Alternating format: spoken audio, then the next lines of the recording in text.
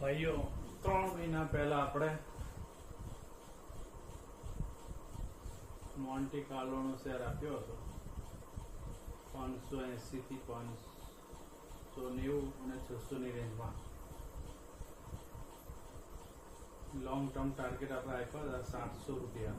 First target, second target 800 અને third target 951.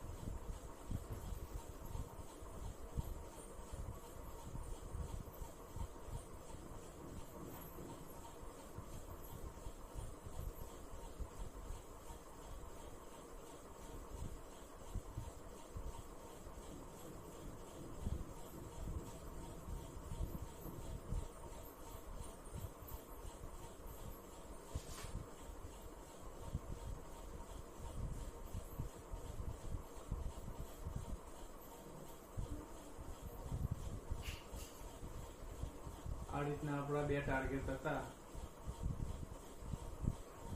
એમાં first target પણ એચીવ થઈ ગયો અને સેકન્ડ ટાર્ગેટ પણ એચીવ થઈ ગયો.